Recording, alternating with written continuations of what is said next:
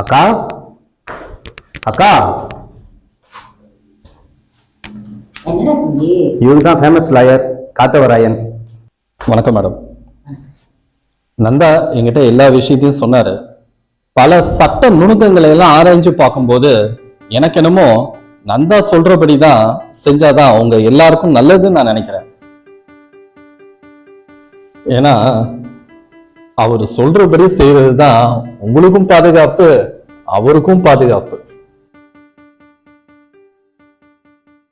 இதுல உங்களுக்கு கொஞ்சம் கூட இஷ்டம் இருக்காதுன்னு எனக்கு நல்லாவே தெரியும். ஏன்னா நீங்க நந்தா மேல உயிரே வச்சிருக்கீங்க. ஸோ எது எப்படியோ நீங்க இதை ஏத்துக்கிட்டு தான் ஆகணும். இந்த வீட்டை நந்தா உங்க பேர்ல எழுதி வச்சிருக்க பத்திரம், இதை பத்திரமா வச்சுக்கோங்க. ஐயோ, எனக்கு இருக்கு இந்த வீடு. எனக்கு அதெல்லாம் ஒண்ணும் வேண்டாம். அவன் நல்லா இருந்தா போதும். இந்த வீடு மேலாம் எனக்கு ஆசையே கிடையாது.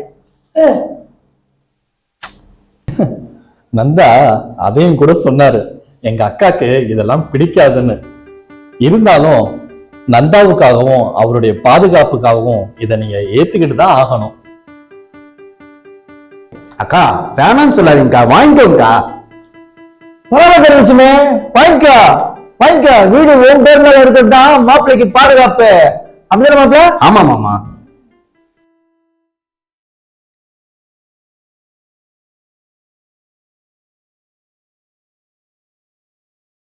மாப்பிள்ள உனக்காக எவ்வளவு பெரிய காரியம் செஞ்சுக்கிறான் பாரு. அவனுக்காக நீ என்ன பண்ண போற? என்னங்க அப்படி சொல்லிட்டீங்க?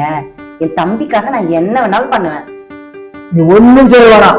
கோச்சிங் போன அவன் பொண்டாட்டி வீட்டுக்கு வந்துட்டா அதுவே அவனுக்கு பெரிய சந்தோஷம். நான் என்னங்க பண்ணட்டும்? ஒண்ணும் செய்ய வேணாம். மாமனார் மாமியார் கிட்ட மன்னிப்பு கேளு. என்னது?